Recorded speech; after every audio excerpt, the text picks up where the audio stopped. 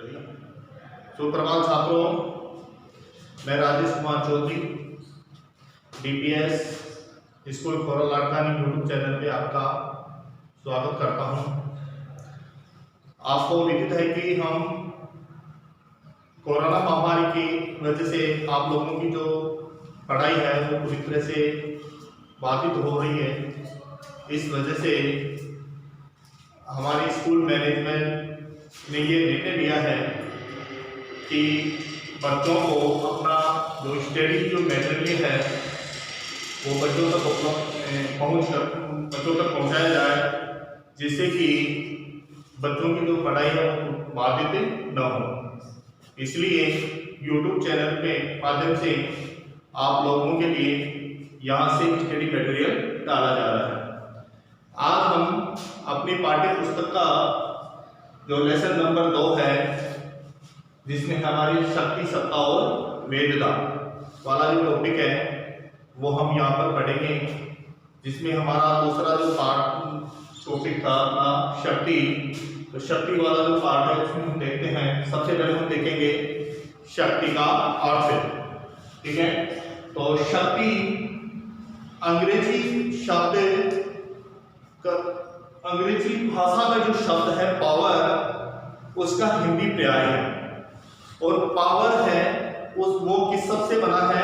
Latin भाषा के portray शब्द से। और लैटिन भाषा के जो पोर्ट्रे शब्द है उसका अर्थ होता है योग्य के लिए, अर्थात निहित योग्यता। जिसका तात्पर्य यह होता है कि लोगों में जो निहित योग्यता होती है, लोगों में के अंदर जो योग्यता होती है उसे ही क्या कहा जाता है? शक्ति कहा जाता है। उसके बाद हम शक्ति की जो पृष्ठभूमि है उसके बारे में अध्ययन करते हैं। देखिए, शक्ति की जो पृष्ठभूमि था प्राचीन काल से लेकर और वर्तमान काल तक अगर हम यहाँ पर अध्ययन करें तो शक्ति को पहले अलग अलग रूपों में इसको प्रदर्शित किया गया है। जैसे हम प्राचीन काल की बात करें तो प्राचीन काल में जो शक्ति का रूप था वो किस रूप में था? सैनिक शक्ति के रूप में। क्योंकि आपको पता है कि पहले राष्ट्रात्मक शासन प्रणाली थी, और राष्ट्रात्मक शासन प्रणाली में जिस राजा के पास सबसे अधिक सेना होती थी वही क्या कहलाता था? शक्तिशाली कहलाता था। आज वर्तमान काल की अगर हम बात करें तो वर्तमान काल में जो शक्ति का रूप है वो कौन सा रूप है? राजनीतिक शक्ति। अर्थात जो जिस व्यक्ति का राजनीति में अधिक दबदबा होता है, वर्चस्व होता है, वही उसी का क्या है? पावर है, शक्ति है।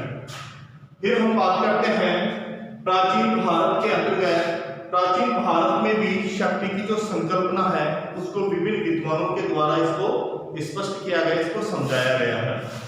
जैसे भारत के जो प्रमुख जो विद्वान थे, इसमें हमारे मनु हैं, कौटिल्य हैं, शुक्र हैं, इन सभी विद्वानों ने शक्ति की संकल्पना को स्पष्ट किया है। फिर हम बात करते हैं पाश्चात्य जगत की, अर्थात यूरोपीय जगत की। और यूरोपीय जगत के अंतर्गत जो पहला जो शक्तिवादी जो विचार माना जाता है वो किसे माना जाता है? मैकियावेली को। ठीक है, फिर हम बात करते हैं इसके बाद में जैसे अगले विद्वानों ने भी पाश्चात्य जगत के अंतर्गत अगले विभिन्न विद्वानों ने भी शक्ति को स्पष्ट किया है। जैसे हॉब्स की प्रमुख जो ग्रंथ है लेवियाथन, जिसके अंतर्गत इस शक्ति के बारे में उन्होंने भी अपने विचार प्रस्तुत किया। फिर उसके बाद हम बात करते हैं शक्ति के बाद मूलभूत अवधारणाओं के बारे में। अर्थात लेवियाथन ग्रंथ में ही ये कहा गया था कि शक्ति राजनीति विज्ञान की मूलभूत अवधारणा है, और यह अवधारणा आधुनिक राजनीति विज्ञान की ही देन है। अर्थात किसकी देन बताई गई है? आधुनिक राजनीति विज्ञान की देन बताई गई। फिर हम बात करते हैं आधुनिक राजनीति विज्ञान की जो जनक हैं, जो शक्ति के रूप में जिसे जाना जाता था, वो है चार्ल्स मैरियम। अब इसके चार्ल्स मैरियम को आधुनिक राजनीति विज्ञान का जनक कहा जाता है, अर्थात किस संदर्भ में? शक्ति के संदर्भ में। इसके प्रमुख और भी सहयोगी हैं जिन्होंने शक्ति की अवधारणा को स्पष्ट किया है, और वो विद्वान हैं जैसे कैटलिन है, लासवेल है, कैप्लान है और मार्गेनथॉप, कैप्लान, लासवेल, कैटलिन इन्होंने भी शक्ति की अवधारणा को स्पष्ट किया है। फिर उसके बाद हम इन विद्वानों की कुछ परिभाषा देखते हैं। जैसे कैथरीन के अनुसार शक्ति है क्या, अर्थात उन्होंने बताया कि राजनीति विज्ञान ही शक्ति का विज्ञान। उन्होंने राजनीति विज्ञान को ही किसका विज्ञान माना, शक्ति का विज्ञान माना है। इसके साथ साथ में मास्वेल की जो एक प्रसिद्ध पुस्तक है और वो है who gets what when how, अर्थात कौन कब क्या कैसे प्राप्त करता है। इसमें भी शक्ति की अवधारणा को स्पष्ट किया है। फिर उसके बाद हम देखते हैं शक्ति का अर्थ एवं उसकी परिभाषा। तो शक्ति का जो अर्थ और उसकी परिभाषाओं में सबसे पहले हम पढ़ेंगे शक्ति का अर्थ कि शक्ति है क्या, अर्थात दूसरों के विचारों, उनके कार्यों एवं व्यवहारों को प्रभावित करना ही क्या कहलाती है, शक्ति कहलाती है। ठीक है, अब हम शक्ति की परिभाषा पढ़ेंगे और शक्ति की परिभाषा विभिन्न विद्वानों के अनुसार दी गई है। जैसे मैकआइवर के अनुसार शक्ति क्या है, ऑर्गेन्स्की के अनुसार शक्ति क्या है, रॉबर्ट वाइसनेट के अनुसार शक्ति क्या है। तो पहले हम देखते हैं मैकआइवर के अनुसार। मैकआइवर की पुस्तक का नाम था द वे ऑफ गवर्नमेंट। और क्या था, मैकआइवर की प्रसिद्ध जो पुस्तक है उसका नाम है द वे ऑफ गवर्नमेंट। इसमें भी शक्ति को परिभाषित किया है, अर्थात मैकआइवर ने अपनी पुस्तक द वे ऑफ गवर्नमेंट में शक्ति को परिभाषित किया। और इसकी जो परिभाषा है वो है कि किसी भी प्रकार के संबंध में दूसरों के कार्यों को करवाने तथा आज्ञा पालन करवाने की क्षमता ही क्या है, शक्ति है। अर्थात ये जो परिभाषा है वो किसके द्वारा दी गई, मैकआइवर के द्वारा। इसी प्रकार से शक्ति की जो अपनी परिभाषा है ऑर्गेन्स्की के अनुसार वो है दूसरों के आचरण को अपने लक्ष्यों के अनुसार प्रभावित करने की क्षमता ही क्या है, शक्ति है। ठीक है, इसके बाद रॉबर्ट वाइसनेट के अनुसार शक्ति क्या है। तो रॉबर्ट वाइसनेट ने भी शक्ति बल प्रयोग की योग्यता है, न कि उसका वास्तविक प्रयोग।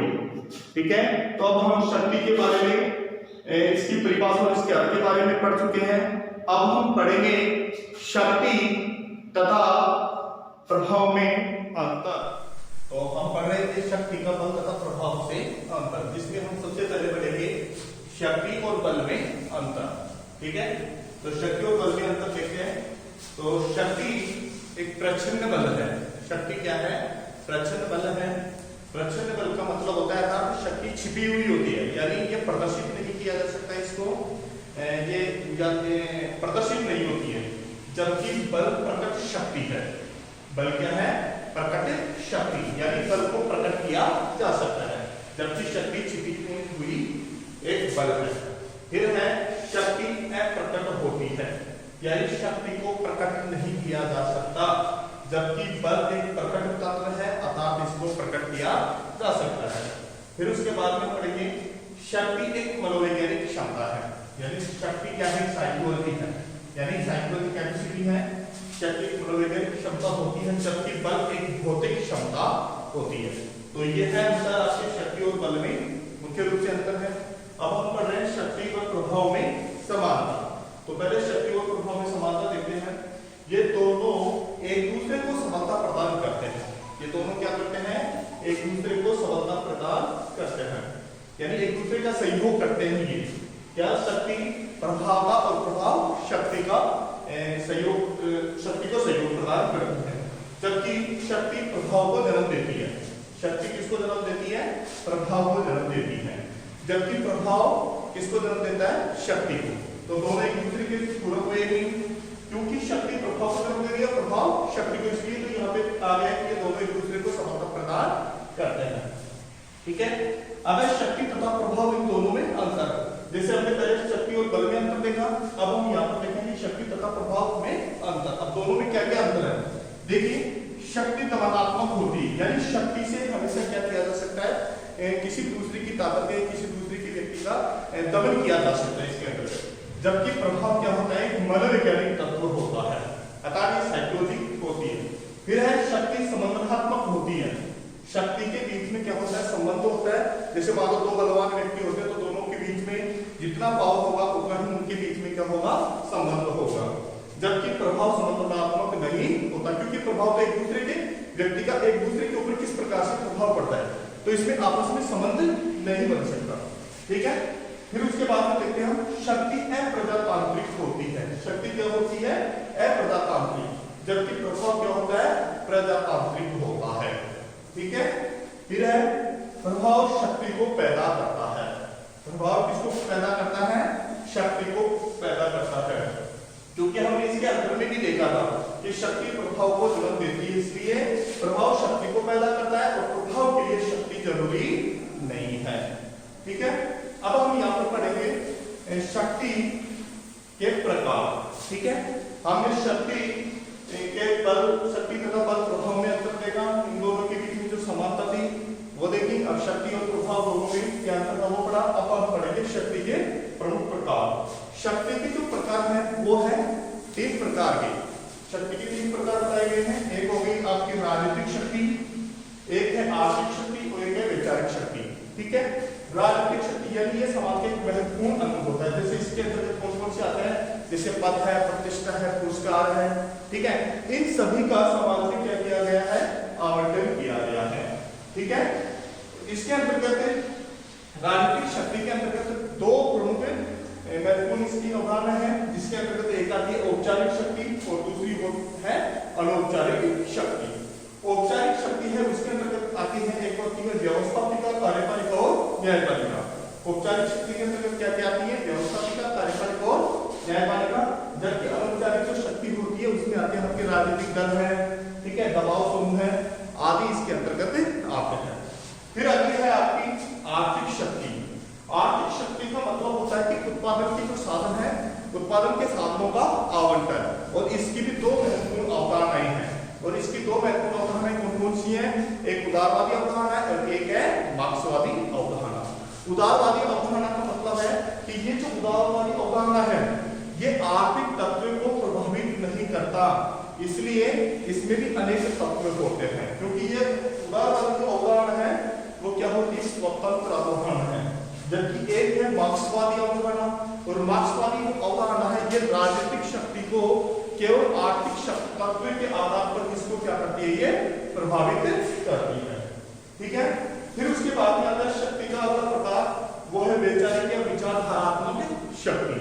वैचारिक या विचारधारात्मक शक्ति का मतलब होता है, वैचारिक का तात्पर्य विचारों का समूह है। वैचारिक का तात्पर्य क्या है, विचारों का समूह है। इसका तात्पर्य यह है कि विचारधारा जो लोगों के दृष्टिकोण को प्रभावित करती है, यानी एक ऐसी विचारधारा जो लोगों के दृष्टिकोण को क्या करती है, प्रभावित करती है।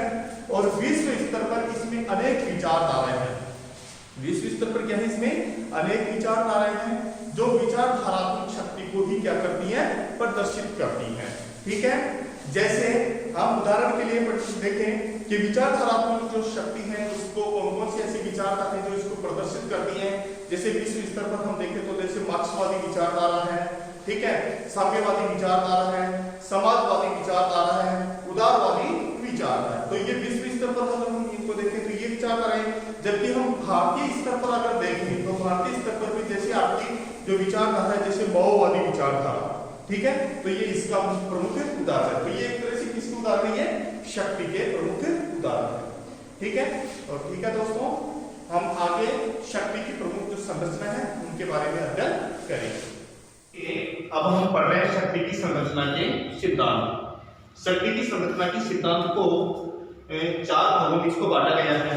पहला है वर्ग प्रभुत्व का सिद्धांत, वर्ग प्रभुत्व का सिद्धांत। दूसरा है विशिष्ट वर्ग के सिद्धांत, तीसरा है नारीवादी सिद्धांत और चौथा है बहुलवादी सिद्धांत। ठीक है, तो अब हम पढ़ रहे हैं वर्ग प्रभुत्व का सिद्धांत। ये वर्ग प्रभुत्व का जो सिद्धांत है ये किसकी देन है, मार्क्सवाद की देन है। ठीक है, अर्थात कार्ल मार्क्स ने ये कहा था कि जो संपूर्ण जो समाज है, इस संपूर्ण समाज में जो संपूर्ण समाज को 2 वर्गों में बांटा गया। एक हो गया बुजुर्ग वर्ग और एक है सर्वहारा वर्ग। बुजुर्ग वर्ग हमेशा शक्तिशाली रहा है। क्या रहा बुजुर्ग वर्ग, शक्तिशाली।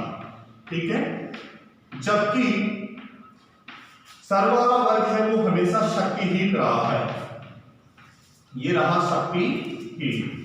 ठीक है, अब ये जो बुजुर्ग वर्ग है इसके अंतर्गत कौन आते हैं, जैसे इसके अंतर्गत आता था सामंत, ठीक है, वह शासक इसके अंतर्गत आते थे।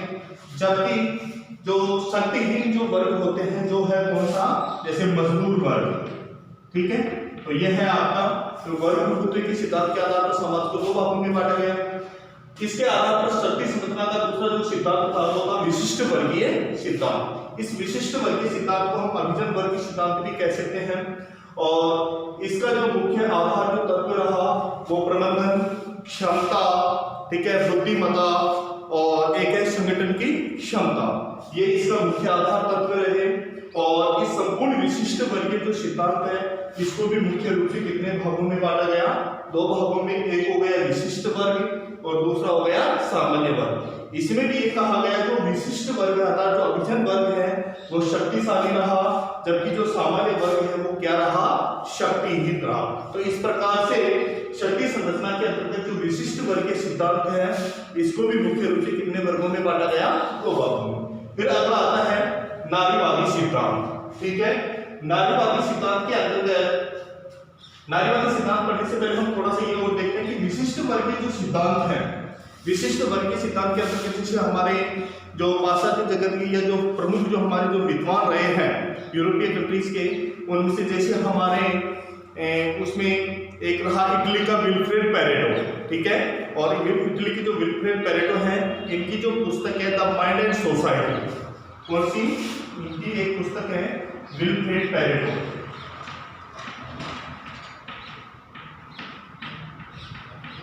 इनकी पुस्तक है द माइंड एंड सोसाइटी। ठीक, और ये जो पुस्तक थी इनकी ये प्रकाशित हुई थी सन 1916 में। ठीक है, कब प्रकाशित हुई, 1916 में। ठीक है, तो इन्होंने यही कहा क्या कि समाज में दो वर्ग रहे, एक रहा विशिष्ट वर्ग और एक रहा सामान्य वर्ग। इन्होंने भी अपनी पुस्तक में ये बताया। इसके अलावा हमारे दूसरे रहे जर्मनी के कौन से रॉबर्ट मिशेल्स, जिनकी जो पुस्तक थी पॉलिटिकल पार्टीज, जिनकी ये पुस्तक प्रकाशित हुई थी सन 1911 में। उन्होंने भी संपूर्ण जो समाज था उस समाज को दो भागों में ही बताया। इसके अलावा गीतानु मोस्का थे, जिनकी मुख्य पुस्तक थी द रूलिंग क्लास, और ये जो पुस्तक थी उनकी वो प्रकाशित हुई थी सन 1939 में। तो उन्होंने भी विशिष्ट वर्गीय सिद्धांत को दो वर्गों में ही पढ़ा।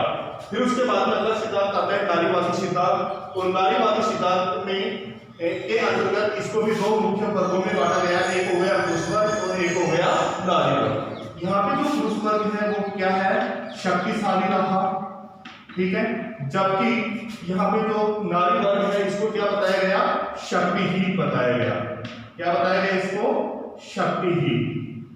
ठीक है, अब इसमें कहा गया है कि यहाँ समाज की संपूर्ण जो सारी शक्ति है वो किसके पास रही, पुरुष वर्ग के पास है, जो महिला के ऊपर हमेशा शक्ति का क्या करती है, प्रयोग करती है।